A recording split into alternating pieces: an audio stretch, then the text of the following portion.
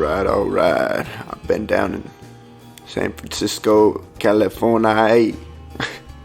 Hello and welcome back to Articulate with Steve McJones. I would like you to please forgive me for that awful impression of Matthew McConaughey. And I would... You want to talk about special episodes? This one, recorded in Malibu, California. No, seriously. And Tom Zook is just an amazingly generous person, and he got so much life experience, and I was grateful to have him on the podcast. So I really kind of just want to jump into it, and I want you to hear what he has to say and what a character this guy is, and I want to thank Tom again for everything that he's done for me. So yeah, enjoy. Okay, hello. Hey, welcome, Tom Zook, to the podcast, Articulate. Hello, everyone. We do have the beautiful Malibu background ambiance going on out here, so hope it's not too distracting for anybody. Right. We're just off Pacific Coast Highway, and every once in a while a motorcycle gang will come blasting through, and won't be able to hear us. Yeah, but it's part of the ambiance. Yeah, definitely. So, Tom, introduce yourself a little bit into the audience. Okay, my name's Tom Zook. I grew up in Athens, Ohio. Okay. And actually, that's where I met Steve about 2-3 weeks ago. I was home in Athens, staying at the OU Inn, and we just got to talking. Yeah, I was bartending behind the bar, made you some kicking mules. Exactly. And they were tasty. We have a kind of similar background growing up in Ohio. Yeah. I'm a year or two older than Steve. I'm actually 55, and he's a little younger. Right. But we hit it off. Yeah. And I wonder if it's the Ohio connection. I wonder if that's what it is. I think that's an excellent point. Yeah. Because I live out in San Francisco currently. And I guess what I'd like to talk about today is just, growing up in a small town in Ohio, and then, all the experiences I've had since then, and how those have been kind of shaped and informed by growing up in a small town. Yeah. At first I was ashamed and embarrassed, and I tried to pretend I wasn't from Ohio. Yeah. Which, everyone does. I moved to LA for college, and everyone was from someplace exotic, and I thought, I shouldn't be from Ohio, but I have the opposite feeling about it now. Really? I feel like Ohio is a very exotic place. Sure. It just depends on what Especially perspective. Athens, yeah. Athens, Ohio? Well, yeah, and I think I told you that before, is like growing up, I didn't think people of other races would think I was attractive, but then somebody was like, once to me, is like, well, you're almost exotic to them in a way, Absolutely. So you're exotic to exotic people, and they're exotic to you, so yeah, it's just, it goes around. Yeah, exactly. So Athens, growing up in Athens, what was that like? Because I only know it as the college town, you know what I mean? Totally. And Athens has probably a worldwide reputation of at one point, #1 party school in Ohio, blah, blah, blah. Yeah. Which I know they've tried to downplay. A little bit, yeah. But, we moved, I was born in Virginia, but we moved to Athens in 1973. Okay. My dad got a job teaching at OU. I think I was 7 years old. So, that's kind of the beginning of my life, I think, as a conscious thinking person. Yeah, in Athens. In Athens. Right. So, childhood in the 70s in a small town in Athens, Ohio. I've come to think of it, it's pretty much exactly as it had been probably the 30s, 40s, 50s. I feel like my sister and I, our childhood experience is like 1950s America. Yeah. In that small town. Because nothing, between the 50s and 70s actually changed that much. Especially in Athens. Athens is its own little bubble out there. Totally. And it might be that way a little bit still, but, I think the internet has made the world smaller and more connected. But just that kind of town where, little kids in the morning, you run outside and you come back at dinner time. That's it. My dad would whistle. He had a high-pitched whistle. Yeah. And, it'd be just getting dark and we could hear it, and that meant come home. On in, yeah. But, my mom would 10 just hours yell during out the door. day, no one, we were off on our own, Yeah. playing in the woods. Which is like unheard of now, I feel Totally. like it's the same way, my mom would just yell my name out. And then once out the door at sunset, or it's sunset, and you're okay, I have to come back now. Like dark means time to go home. Time to go in. Yeah. Or you're hungry, and then you're just like, well, I need to get food somewhere. Yeah. Yeah, and I think we did have bike locks and things like that, but like a bike getting stolen, I don't think ever happened. Really? Like, it just didn't. Everyone had a bike, and everyone in town knew what everyone else's bike looked like, pretty much. Oh, yeah, it's almost like cars, but like it's just like a smaller. My orange bicycle, if someone else had it, like, I'd find out. Yeah, I'd find out. Yeah. So that's funny. I think just being kind of a self-reliant kid, building tree houses in the woods, is pretty much like an ideal, I think, kind of childhood in a lot of people's minds, I mean, it harnesses that creativity along with nature. You know what I mean? I mean, we'd be building, bridges for the squirrels to cross the creek and things like that, and building dams. And is that where your interest in architecture first kind of came in? That's a good point, because I think the most happy I've ever been is like as an 8-year-old just building something. And I built tree houses and houses, and I built a camper on my wagon that I made my dog live in, and I pulled him around in a camper. And I actually even had a working fireplace in my tree house. Sure. And really? It was in the fall, and the leaves actually caught on fire. And the neighbor, Mrs. Bradford, called my mother, like your child is, Yeah. But it was just the freedom to do, whatever you wanted, and just basically... Except burn the whole place down. Can't burn down the woods. Yeah. But just, freedom to build anything you wanted to. I made a boat out of a cardboard box. It was a refrigerator box. I was in 4th grade. And I wrapped the box in a single sheet of plastic, big tarp.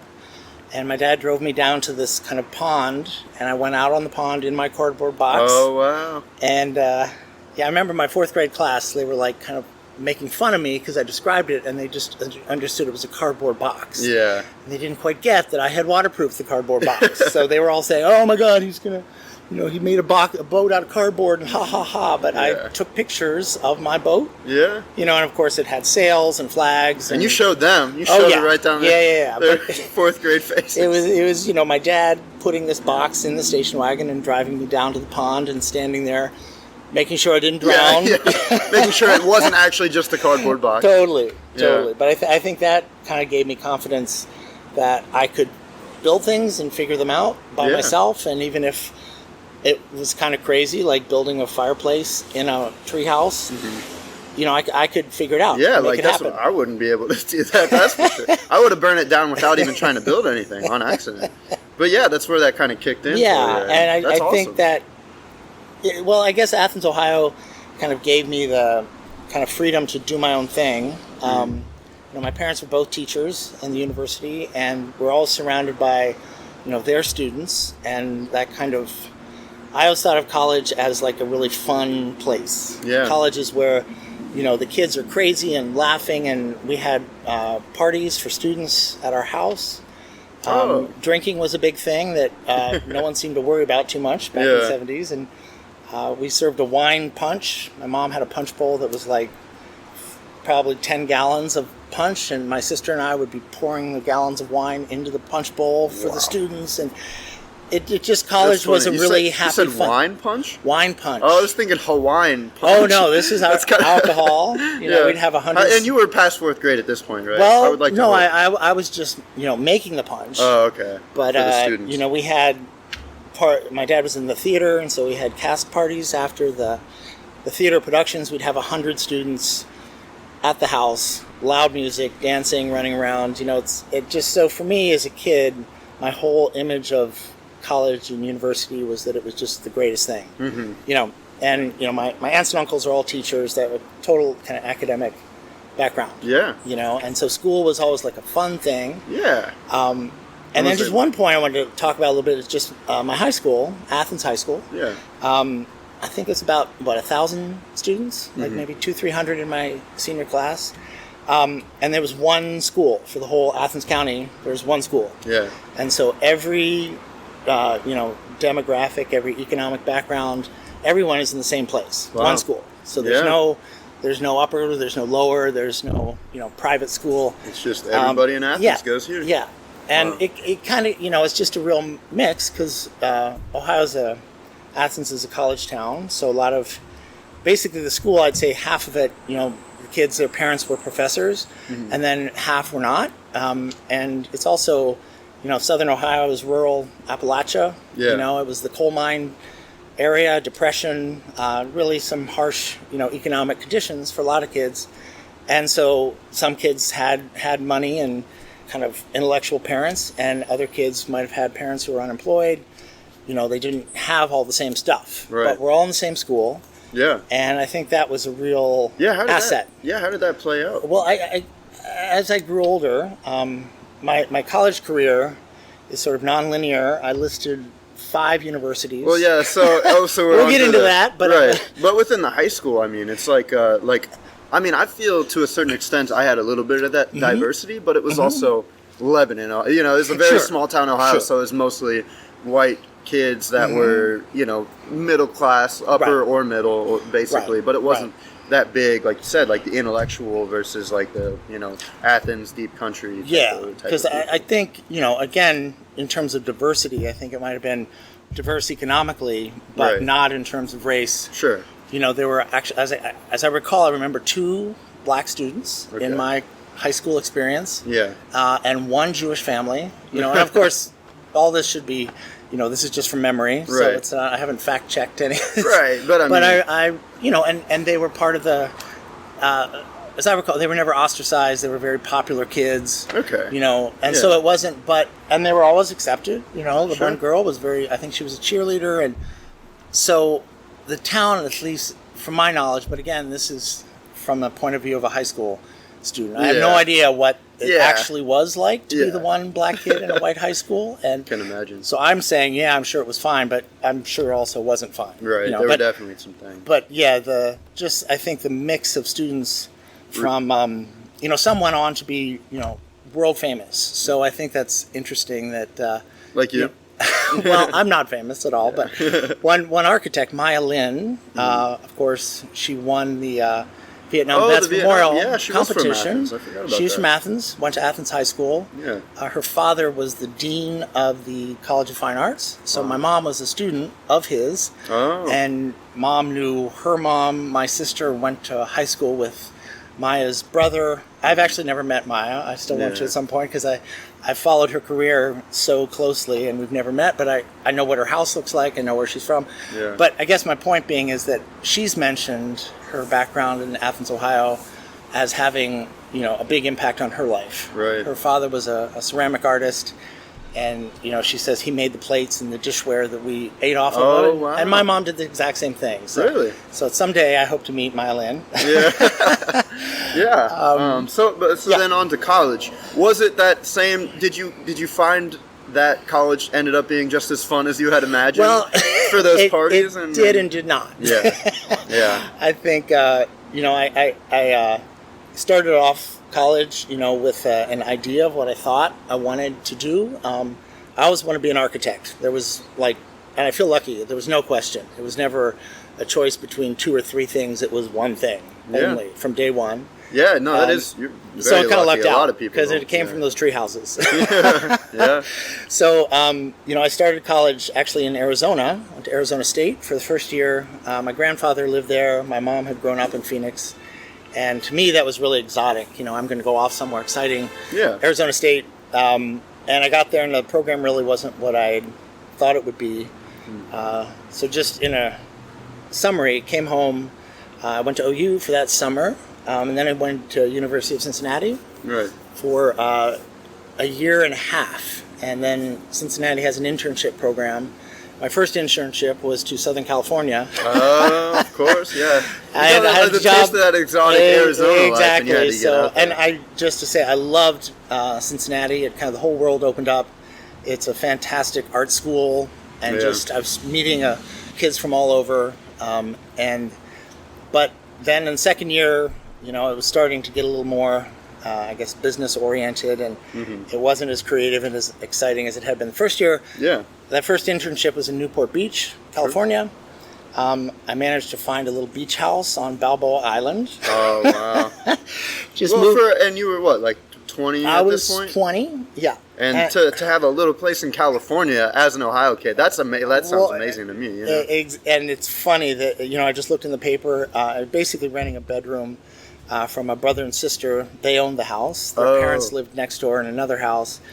and the rent was affordable, but, everyone in my office was like, you just showed up from Ohio and you have a beach house? How did that happen? But I think, again, maybe some of that has to do with that kind of, I don't want to say confidence, but just no fear of, well, why can't I live on the beach in a beach house, you know? And I remember that was my first impression of California, and I think there's a little snootiness, This was my roommates who owned the house. They're friends, extremely wealthy. They all had Porsches and sailboats, but I realized I could kind of hang out with them, and I was really, we could have dinner together, and I was the kind of the farm kid from Ohio. Yeah. And that's kind of what they always saw me, but immediately I could say, well, actually my father was the director of the symphony, and he conducted the orchestra, and we did all the operas, and actually I can sing opera in Italian, and they were like, oh, wow, so you're not just a farmer from, not even, I don't want to say just a farmer, because that's not a bad thing either. Yeah, exactly. But I remember saying, like, that just comes with that snootiness that you and I would always, at that point, actually, I remember I had a University of Cincinnati sticker on my car. Also, I should say, I think, in hindsight, I was kind of a spoiled kid, I loving family, 2 parents. I wanted a car. I got a car. Oh, yeah. I want to go to school in California. Okay, sure. Well, and not everyone gets that. Of course, yeah. But I remember I had a sticker on my car, and I thought, in my Ohio license plate, driving through Newport Beach, and I thought some kids, they were laughing at me, Oh, man. because they're like, it would kind of stick out. Like, oh, definitely. And University I was, of Cincinnati. and I was kind of like, I was upset, but I was embarrassed. I mean, that sticker would even stick out in Ohio, like the Columbus. You know what I mean? Sure. Yeah, but these kids went to USC. Right. They're in a convertible, whatever, with their Trojan stickers. Right. And I thought, ooh, Ohio's not so. But it upset me. I remember being almost kind of offended. Yeah. But I honestly, at that point, I still wasn't really proud of Ohio. Like, hadn't come to that point. But I decided I did want to stay in California. There was a school called SCIARC, Southern California Institute of Architecture in LA, and I told my parents, like, I have to stay here. Yeah. And they were okay it really with fit it. For you. Yeah, and my dad, he was, they want me to do whatever I want to do, which is great. But one time he kind of jokingly said, "Oh, I guess just Cincinnati's not good enough for you," Oh, yeah. But I think that comes from his father, and there's just that. It's tough to say, like, well, why do I not want to be in Cincinnati and I do want to be in Los Angeles? Because there's an element of, well, what's wrong with Cincinnati? You know what I mean? But I think it's just part of that tradition, basically, behind the family, right? I mean, I kind of get that from my family as well a little bit. It's like, I want to go to New York, or I'm out here in California or something, and it's like, well, I mean, we're stay in Ohio. We're here, Exactly. Yeah. But I think, at least for me, this is kind of all comes full circle, to the point where, so I spent 3 years in LA from then on, and a good friend of mine was from Cincinnati, Ohio, one of my best friends in school, and she was the first one to show me, like, no, it's really cool to be from Ohio, because she was totally amazing girl. Her sister was a ballet dancer. They were kind of struggling. They didn't have any money. They lived together in a tiny apartment. Yeah. And she basically just had so much talent and creativity and self-confidence that I learned from her. Oh, there's the motorcycle. There's the motorcycles. Hell's Angels rolling through. But she said, no, it's really cool to be from Ohio. Like, that was the first time someone had said that. She was really proud of it. Wow. And I really changed. Had a huge impression on me, because I could see how cool she was. She wore crazy clothes and had this wild blonde hair, and she could be kind of a cool LA girl and say, yeah, I'm from Ohio. It was great. And I picked up on that, so I tried to emulate her personality. I had a blonde ponytail. I bleached my hair white. I'm like, I can have bleached hair if I want to. Yeah. And I had these ratty... And you stuffed your bra. I had these ratty tennis shoes. I had these, jeans that had so many holes in them, they were almost not even jeans anymore. At that point. They were a little much. They're like, they're not even actually wearing any pants. But, but that was the kind of the beginning of just a different sensibility of being proud of Ohio, and that you can move from place to place And I think essentially feel that you belong or you fit in anywhere you go, just because you decide that. Right. You know, and that's hard for a lot of people. And I think it takes a long time. It doesn't just happen overnight. My next experience then, I worked in LA for 2 years after college, but I still wanted to go to grad school. Okay. And since I was a little kid, I wanted to go to Yale. I had some Yale alumni teaching at Cincinnati. Sure. And college was my dream as a child, and study architecture at Yale. It was the best, it was kind of an art school. It had a really incredible connection to the art world. Yeah. And so I took 2 years to apply. I got rejected the first year. Oh, sad. Thought my life was over. It was Might as well over, just kill myself, I think I literally stayed in bed for like 2 days and I was dramatic kid. But it happens when you're in a place like that. I mean, just real quick over like coronavirus. Like after my internship got canceled, I was like, I don't know what I'm gonna do. And like your life is over because done. of this one thing. Yeah, exactly. But yeah, so what'd you do after you? Like, how did you end up trying to like reapply, or like how did you feel in that space? I was lucky enough. I had two to bounce back. Amazing professors. One of them taught. Well, they were actually both teaching at Yale, and Billy Chen, Todd Williams, and Billy Chen, greatest architects on the planet. They're my idols forever, and they were my professors. And she said, "No, I think your work is just as good as my students at Yale." Wow. And I was kind of blown away, and they helped me with my portfolio. I gave my portfolio to Todd, and he looked at it and he's like, "Oh my God, no wonder you didn't get in." Kind of laughing. Yeah. Like, every sketch I'd ever done. How did you meet them before you even went to Yale? Well, they were teaching at SciArc. Okay. So I got to be in their studio. So they were actually my teachers for one semester. Right. Yeah. And so Yale's totally democratic. There's no favoritism, no pulling strings. You get in on your own merit, but your portfolio, the way you organize your work, really says a lot about your ability as an architect. So I did get in the second try. Sure. So, and then even the graduate program, there are 12 students in every class, tiny group, and I realized there's kind of a mix. They have thousands of students want to go, and the graduate program is just 12. And there's kind of one of each. One of each. And I was kind of, in a way, the Ohio kid, or there was one guy from South Dakota. Oh, wow. But everyone else was kind of New York, kind of gone to Princeton undergrad kind of thing. Yeah, sort of privileged. Well, I mean, it's kind of what you expect at Yale. Yale's a big name. Sure. But again, I actually, at that point, was really proud of my kind of Ohio upbringing. Right. My dad let me take his little pickup truck, little Ford, little Chevy pickup truck. It was red. It was rusted all the way through. Oh, man. So this is where I really remember back to, that incident in California. I had my rusted, little pickup with Ohio license plate. Yeah. Big old Yale sticker on the back. Mm-hmm. Like I'm a country kid here at Yale University. So I was just proud of that, and so again, finished school there, and at that point, I moved to Miami. So how'd you end up deciding on Miami? Well, I was 28 at that point, and I'd been in school for 8 years. Wow. Nonstop. Whew. And I don't know how you like school that much, man. Well, I did, but I had this kind of I moved to Miami Beach, South Beach. Okay. At that time was parties on the beach, circuit parties, clubbing. We were talking about this a little bit. I kind of laugh now. You have to have a phase like that. That was my club kid phase, which I would do again in a second. Yeah. But yeah, it was one of the best times of my life.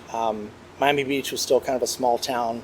Oh yeah. The big Hurricane Andrew had come through and destroyed most of the hotels, and some of them weren't even renovated. They were abandoned hotels on the beach. But it was this up-and-coming kind of party culture, just to be blunt. But I did have a good job. I worked through that. Right. I mean, you're allowed to, play hard as long as you work hard, of course. Totally. So totally. There's no judgment there. I mean, we're talking about it. If you can live it up and make a living doing it, then why not? Yeah, exactly. I guess then the next step, I realized I I am just kind of hanging out in Miami Beach, and I wanted to get back to kind of hardcore architecture and well, so what did anything prompt that feeling of like, all right, I need to kind of get out of this party mentality? I think, yeah. I mean, just to be blunt, I was drinking a lot and partying a lot, and that tends to happen when you're in a lot of culture. Hangovers. It just took a toll, started taking a toll. Crappy, and it turns out a friend of mine was teaching at Tulane University, and he and I were in touch, and he's like, hey, there's a teaching position opening up. One of the professors, late in the summer, she was pregnant and she was going to teach anyway and then decided not to, so I applied and got a job teaching undergrad, which is something I also really wanted. That's what I was wondering. So you got along really well with the other, excuse them. Excuse the motorcycle. Yeah. But you got along really well with like the students that you were learning with, obviously, because you had a great time in college. Totally. So that definitely kind of prompted, even from that education from, growing up with your parents having those college kids over. Right. Really steered you toward, being a professor. Right. Yeah. And so, it was actually my best buddy from Yale who was then teaching at Tulane. And he and his wife had bought a house, and he's like, hey, you can live in our basement. Oh, wow. And it worked out. It was just it was 1 year. Sure. And then from there I went to New York. But I guess the point of this is just the kind of non-linear trajectory. You kind of make a plan of how things are going to go. Right. You think it's going to be a set path. And it changes. And just like that. Yeah. And in hindsight, you're glad it changed. A year, and you're like, "What am I doing here for a year?" And then you realize it was the best move. Yeah, it was amazing, and I realized that I think just through that how much I loved teaching. Okay. Because it was intimidating at first. It's like crap. I'm standing in front of a class, and I would see the other professors, and they were a lot more experienced and confident. Sure. And I taught a design studio, but then I also taught a drawing class, figure drawing. Yeah. And that was in the spring semester, and at Christmas I saw only 2 people had signed up for my course. I was devastated. No. I thought, oh my God, like nobody wants to take my class, but they just didn't really know who I was. Sure. And that was a great experience, because then at the end, like after the first week I had 25 signed up, only like 20 allowed, so 5, I had to allow extra students in the class. Yeah. But it was a figure drawing class, and I had a nude model. And I had this idea of how you could mix a nude model with an architectural space. Wow. I actually learned this from a drawing teacher at Yale, but I set up the class with the nude model and kind of furniture and still lifes, and it was just I had the lights all set in a certain way. Right. So you learned it from Yale, but then you expanded on it within your own class. Totally. Yeah. And it was funny because everybody wanted to come to the class, and people would kind of come watch, but the thing is, I also needed a great model, right? And the school didn't provide for that. So it's kind of fun. I found this woman. She was incredible. She could hold a perfect pose, frozen, not breathe for 18 minutes, kind of thing. Yeah. And it's funny. Like the guys all wanted to bring their friends, and I'm like, the doors are locked. Yeah. If you're not in this class, you cannot come in and just hang out. But I basically almost what I was earning for the class, I paid to the model. Oh, wow. And my friend, my buddy who, again, was teaching, he's like, okay, that's classic Tom Zook. You're spending more than you're earning to do the class. But it was from the experience. Yeah, yeah. And I realized that, again, I think a lot of this talk is just that you figure out, like, who you are and what you're about over time. Yeah. And if there's something really important, that new model made the whole experience, not for me, but for the class, and it was worth every cent, and okay, I didn't make any money, but so what? It was a great learning and great growing experience. Yeah. So that was while you were still in the basement, right then? Actually the basement, just funny, a New Orleans house. It was built almost as a farmhouse, dairy barn behind, and the basement had a dirt floor. Oh no! Because it was raised up, because of the floods. Yeah. So the main living floor was way up in the air, and so I was living. It was a mud floor. Living in the dirt, typical Ohio fella. So we got a guy to come in and pour a concrete floor, and so anyway, my friend and I, we kind of built a kitchen and a bathroom. So I kind of spent the whole year building this space to live under a house. But again, that's me in Ohio building my tree house. Now I'm building a house to live in. Right. Right. Wow. It just kind of echoes. Yeah. So at that point, then I did get a job in New York, moved back to New York because that's kind of where all my friends from school were.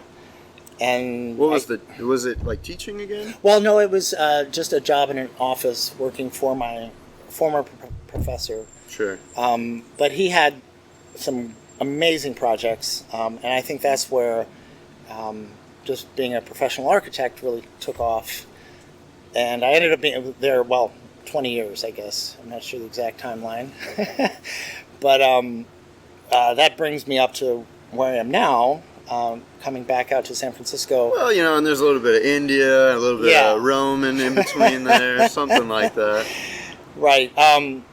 So the job I had with my professor lasted until 2005. Okay. But then a friend of mine who's an architect in India, he asked me to move to Mumbai. Okay. I had been doing projects in India for the New York office for like 3 years. Yeah. Flying back and forth. Actually, just on that theme, living in India. Yeah. I mean, talk about not belonging, not fitting in. I'm a tall, white, bald man. Our office was in kind of a slum area. Yeah. And just because he had bought a huge warehouse, but a lot of these kids, this is a neighborhood where people don't really leave the neighborhood. Right. They're living in a hutment. Yeah, we were talking about that, and they just stay with their families. Their whole lives. They don't go anywhere. Yeah, they live in Mumbai. They can't get that exotic Arizona experience. They don't get on airplanes. They don't fly places, and then they see this crazy man walking down the street, and little children would scream scream out loud. Like I'm really like alien scared? from outer space. Yeah, but they were also excited. They because I would smile at them. Oh yeah. And just interesting traveling around India. The first thing people always say is, "You look like some Hollywood actor." That's the first thing. And it was either John Malkovich, who was very popular at the time. Yeah. And actually, one guy in a hotel, he ran and said, "Oh my God, John Malkovich is here!" Everyone, And you realize, being on the other side of things, a bald man with a big nose, well, that's John Malkovich. Because that's the only other guy in the world they know that looks like me, The other comparison was Bruce Willis. And I always preferred the Bruce Willis reference. For John Malkovich. The other was Michael Stipe, REM. Oh, yeah. But again, bald guy, big nose. Yeah. Well, you must be him. Yeah. Because all white guys look alike. Right. Right. Inverse racism. Yeah. Well. In a way. In a way, exactly. But that experience must have been crazy. And I realized, I could feel comfortable being like the freak from outer space. Yeah. And if you can feel comfortable doing that, then you can. Well, that's what I realized. I can belong anywhere, and I don't say that egotistically, but I think. I mean, that just do I fit in? Do I not fit in? It's something you decide yourself. Mm-hmm. Somebody else isn't going to say, "Oh, yeah, you fit in." Yeah. It just comes from internal. Being comfortable with being inside. Here he is. Yeah. Just looking for the dog, and he's right under my seat, as he all should be. So yeah, and just one more point. In India, we had some of the most amazing clients. My business partner, his wife, very prominent family. Her sister had married the cricket commissioner. Oh, really? And cricket is more important than politics, you know. And she always said the cricket commissioner has more influence than the prime minister. You know?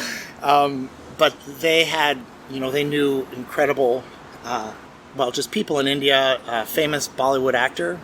Yeah. Amir Khan, he's probably one of the most famous actors in the world. We don't know him over here. Right. But Bollywood movies, Indian movies, all of Asia, it probably has a bigger distribution, I'm sure, than Hollywood movies. Oh, yeah. Most of the world watches, Indian films because they're just cheaper and they're well, more, it's also the culture, the dance routines, and the whole industry, the music industry is set up with the film industry, right? And so the film soundtrack becomes the big release of the year, and everyone listens to it.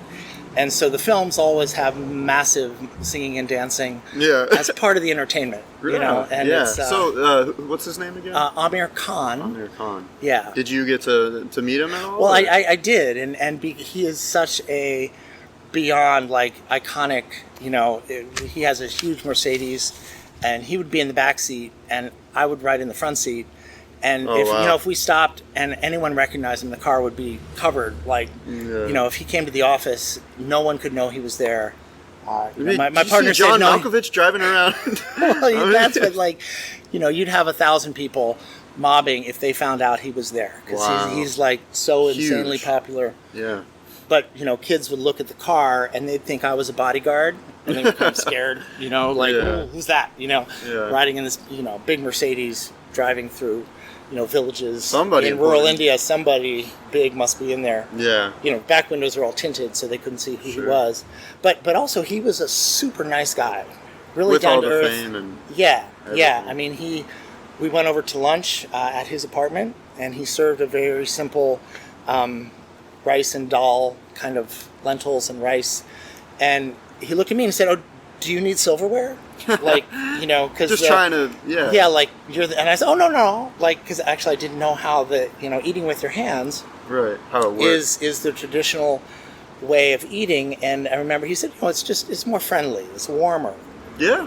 And from our perspective, we think it's kind of primitive, and it's actually, from their perspective, or they think like eating with pieces of metal is kind of like surgical. It's kind of gross. Yeah, it's really disconnected, because that's what you're saying. The culture over there is all about that human connection, and not even just like, talking, conversational connection, but also like even, just touching and sharing and just being with each other. Totally. And I think that dinner was served, by his staff, but it was on a coffee table.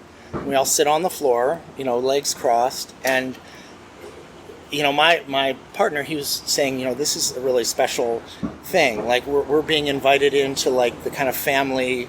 Yeah. This is like being invited into the the back rooms of the family where you're really close. Like, you don't do this for business associates. This is for close friends. Like, we're all just buddies here. Well, and that goes along with how we were talking about. There's not really a lot of chances, since they don't move out of their house. They all live with their family their whole life.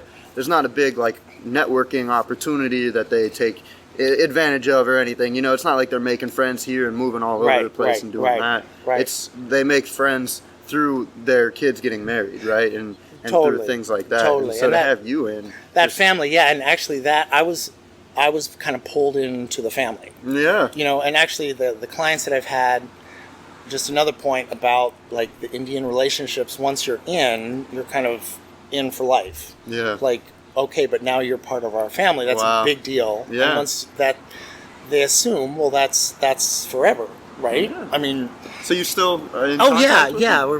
We're still good friends. The clients I worked with initially, like when you stay with them, they walk you out to the street and they wait until the car pulls away, and then they wave. Like it's just that kind of human connection is very much a part of their lives. Definitely. And just a kind of protocol and good manners. Yeah. You always respect. Yeah. It's just a very kind of warm and loving culture. Yeah.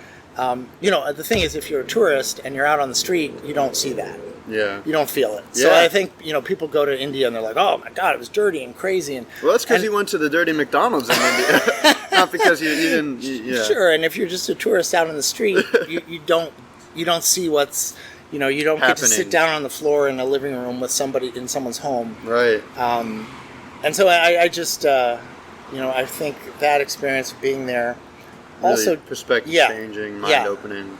And just seeing Western culture from the Eastern perspective, opened my eyes a lot to, what you really have to have in life, what you think you have to have. Yeah. So much of our... Because you said like 90% of the people over there are part of the lower class. Yeah, right? Well, yeah, exactly. The middle class in India is very small.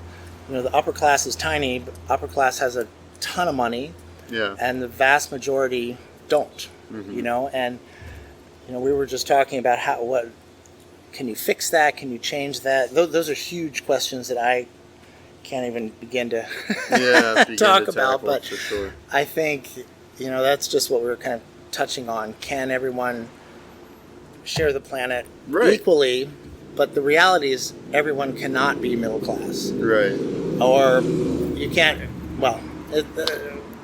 Politics aside. Politics aside, I think if the planet wants to survive together, the people at the top have to just give up the crap and let some other people have it. And it's hard. I worry that's not going to happen. I can see how that would be hard. Yeah, I mean, I'm worried about it too. But you have to. I mean, I can see how, if you had worked so much to get a certain amount of, even land or something like that. It's like, well, this is my land. I worked to get here, and I use all of it or something like that. Sure, and I think, communism had that ideal that we're all going to share. That was in the 20s and 30s. Socialism, that we're all equal and we're all going to share everything. And within 2 minutes, corruption comes in, and certain people want more power, and they take advantage of that idea. And again, I can only touch on it because I don't have any answers. Right. But this is where the philosophical kind of stuff sorts come in, because I mean, it's knowing people and knowing history, and then from that you can only extrapolate, right? You can only make estimates that are fairly inaccurate. You know what I mean? Right. Yeah. Well, I think that. Well, just one point. I feel like the West and the East can learn from each other. Yeah. Because just if you imagine, I think just trying to understand another person's situation, point of view is step number one. Having that empathy. Yeah. No, empathy is exactly, I think, Walt Whitman, one of my favorite writers, hardcore American, Song of Myself. It's all about, the American mentality that, an American has never bowed down to a king or queen, and, they have the spirit of themselves. But he wrote that empathy is the basis of civilization. Oh, wow. You don't have civilization, and that's, kind of the difference between us and animals and human beings is animals don't really have empathy for other animals. Sure. The tiger doesn't really feel sorry for the antelope that he just ate, Yeah. But I think we're also just currently in a situation where we see political parties that do not have empathy, that, well, we're better than you, and we should get more stuff because we were born in this place, and the people in that other place don't deserve to have what we have. And I think that's kind of the opposite of civilization, So I don't know where we're all going to end up with that, but I think just feeling. Well, at one point, I think feeling like you belong anywhere on the planet is important. Yeah, and that's what you kind of got from that. Yeah, India, and from living in India, that I could be here, and you and I were driving across California, and I was saying, like, we're just a little trailer park town in the middle of California. Yeah. I'm like, the worst thing, if I ended up in a trailer in this little town, that'd be great. Worst case scenario, you have that community of just trailer park people. Like, what you're just a person, and so to be able to be humble enough to admit that you could live there, and be able to, that is very important in itself. But I do want to say that there is something that, like, we are animals at some point, you know what I mean? So it's not like that mentality, we're not completely separate from that, you know what I mean? Well, and I guess that, to me, that's the big question. Are we at a point where we need to evolve beyond being animals? Yeah. Because we can kind of, not to be dramatic, but, we're in California and the sky is filled with smoke for a week, and it's every year. So next year, how long is the smoke going to last? And like 2 weeks, a month? Is Malibu going to exist next year when the fire comes roaring over the hills? Yeah. Because, we've never had the number of hot days, the temperature, the critical fire conditions from Canada to Mexico, the entire west coast of the United States is in a critical fire zone, and I think that's never happened. And what would it take for us to do something about it? If the sky was on fire? If the sky was on fire, would that change your mind? Well, I think global warming, and I prefer to call it global warming and not climate change, because I think climate, the words that we use kind of color everything, and some people think, whoa, what's so wrong with change? Change is good. Climate change, so what? Mm-hmm. But I think, we've been ignoring for so long that, what we're doing to the environment is slowly destroying the ability for humanity to live here. Mm-hmm. I always felt really bad for the planet. Like, oh, the poor planet, the humans are destroying it. But actually, a friend of mine who's a priest, he said, but that's actually not the case. Humanity is just a parasite. Yeah. And the world, the earth, conditions that created the earth are still here. Yeah. So if humanity extinguishes itself and, the sky's dark with smoke and we can't live here anymore, we all die out from starvation. But the cockroaches will still be Well, a million years from now, it could just come back, or 10 million, you know? And so it made me realize, like, humanity is just temporary. Like, we don't own the Earth owns us. Right. And we're just lucky enough to get to be here for a short time. And I don't think this will be the end, to be honest with you. I mean, just growing up, you know, I'm in the 2000s when it was I mean, it's even in the 80s there was a big thing about runoff, you know, pollution and stuff like that. I know it was a big deal back then too, but I feel like it's been ingrained in these kids nowadays from the 80s to now to, I mean, in the future it's good. I mean, they see these, you know, everybody has a phone, like you were saying, right? So there's going to be like 12-year-olds looking on their phone like, oh, California's covered in fire? What the hell is going on, basically? Well, yeah, I mean, that's a good point. I think maybe kind of rounding out the discussion is just the connection that humanity has to each other. You know, people have actually said, you know, the coronavirus is the first time, at least in my lifetime, that there's a common enemy for the planet. Like, doesn't matter if you're Chinese or you're Melania Trump, you can die just as easily. Or a communist capitalist place, or democratic, or whatever. And it also just shows that I think, again, I don't know the statistics, but, you know, some of the poorer countries that you would think are disadvantaged actually have an advantage because the immune system is stronger than America's. You know, this richest country in the world is suffering more than anyone. Yeah. And, you know, it's just kind of ironic that, you know, we're all suffering from a common enemy, and I think global warming is a common enemy also. But you know, so hopefully I would love to just say, gee, what if we didn't have countries anymore? Like, is that well, John Lennon said it first, right? Oh yeah. I mean, is it possible for us? And I think the only way is if we actually think of each other as equally valuable. Right. And unfortunately, I think we don't. Yeah. We don't know how. We've never been taught that. Right. We've been taught to be different and special and to get ahead and compete. And you can only get ahead if someone else is behind, you know? Yeah. And I don't know. And in a way, getting ahead, though, I mean, you have to think the people that are getting ahead think they're pulling everybody else with them, right? But they're not. They know that.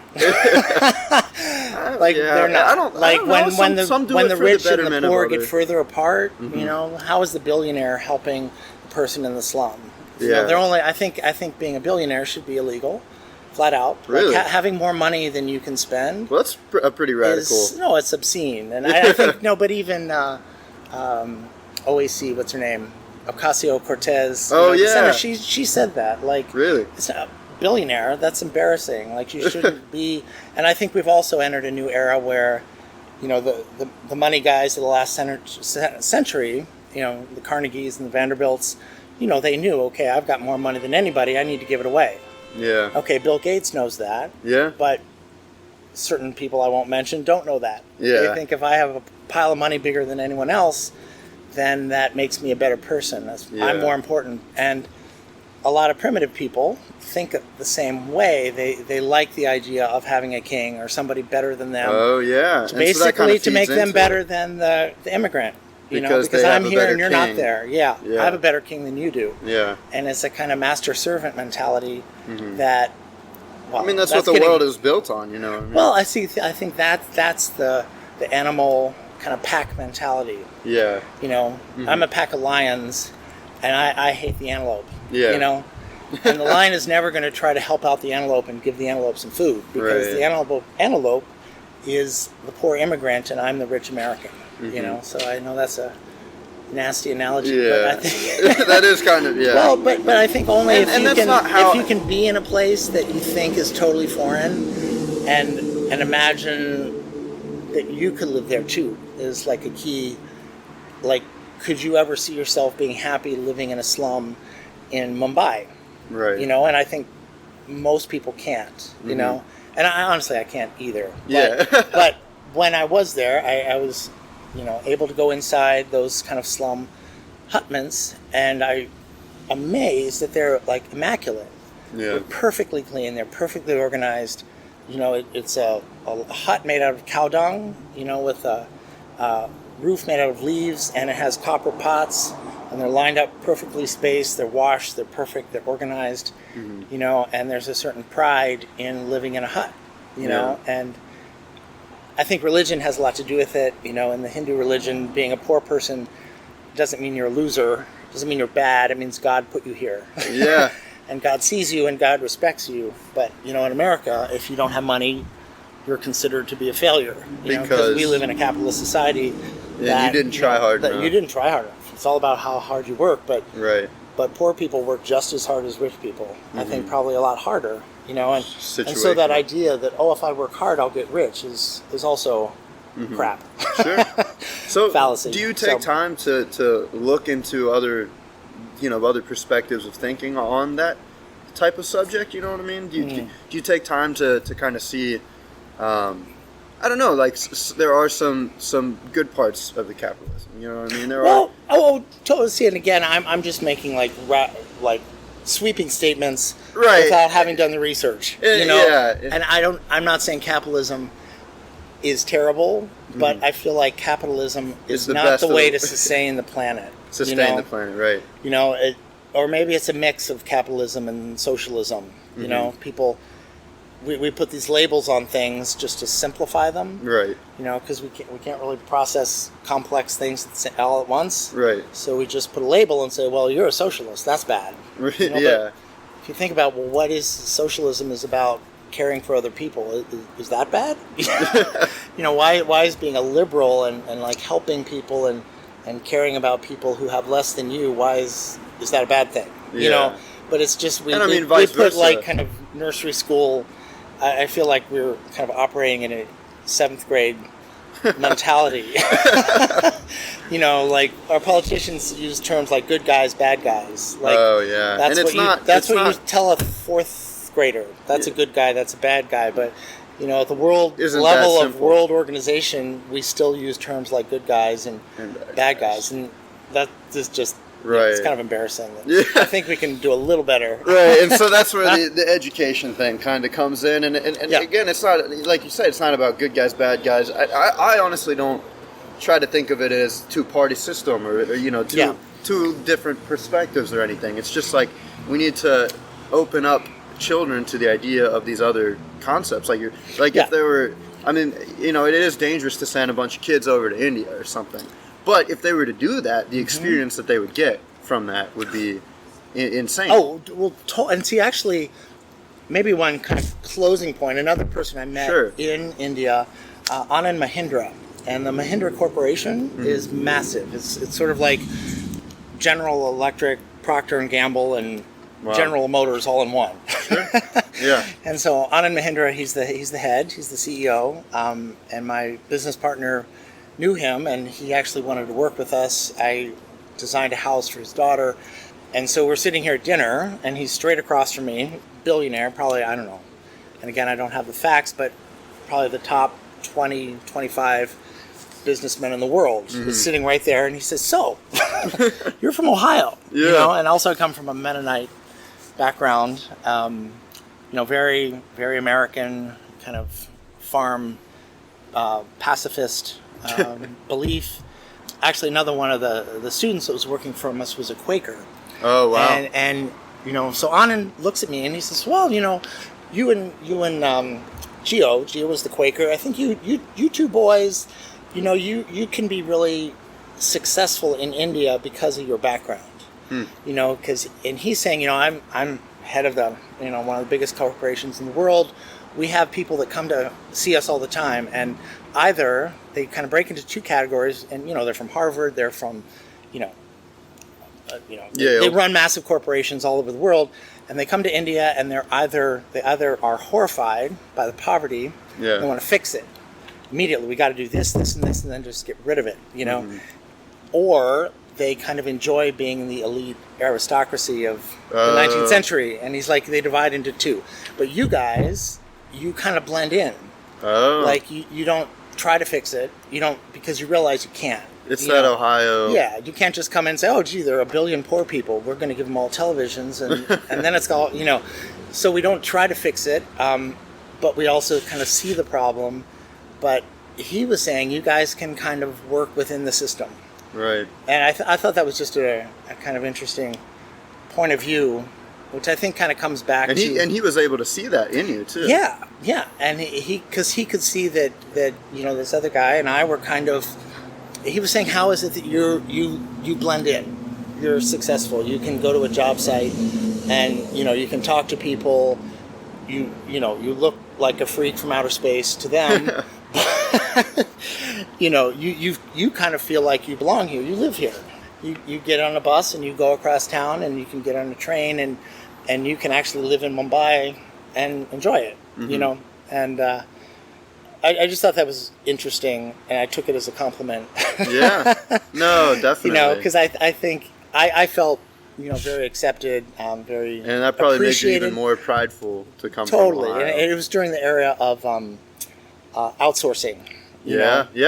And I was an expat, and expat means like, you're from another country, but you're living here only for business. And the expats are kind of snooty people, and I'd meet some, and one guy went to have dinner, and he said, "Oh, I just can't get these people to work." And I was so offended, and typically at that time, like outsourcing foreign labor was cheaper, and I said, "Well, I'm actually the opposite of outsourcing. I'm coming in. I'm expensive labor that's being paid for by Indians in India. You know, so I'm not the cheap labor, doing stuff in America. I'm the expensive labor here, but."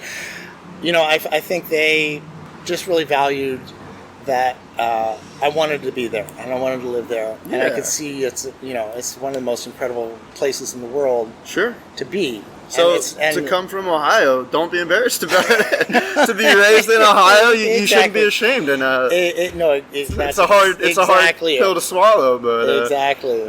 And just feeling like, okay, I'm a kid from a small town in Ohio, and I live in Mumbai, India. Yeah. And just feeling like that alone, I think, was not everyone can have that experience, but I think if they did, in some ways, it would just help people see what it's like to be in a completely opposite part of the world. Yeah. And we're all kind of like not that different. Yeah. And so I hope people listening can, they hear your experience and can kind of, apply that a little bit. I mean, obviously they don't have the direct experience, but that's what I want, listeners to kind of, to try to get out of these things like this. So, right. I mean, and that's what I'm going to try to get out of it. So, Excellent. Yeah, appreciate you sharing everything for me out here and bringing me out and everything. And all right. It's been a good time. It's been good. It's been a doing pleasure. This. I think we got interrupted by the Hells Angels a couple of times. So yeah, be proud that you're from Ohio. Why not? Be proud that you're from any small town city, anywhere. I think that was the main point. It doesn't just have to be Ohio. It just has to. You have to be able to say that. Well, you don't have to be able to say. I mean, nobody has to do anything. But it's nice to be able to say that I grew up in a smaller town and I can appreciate the values that they instill in those areas of life, as well as trying to get out and explore and do big city concepts and stuff like that. And there's nothing wrong with either of them, and I think we covered that pretty well. So I want to thank you again for listening, and thanks Tom again, and enjoy your week. Have a good one, and do the right thing, okay? And I love you, amen. Okay, bye.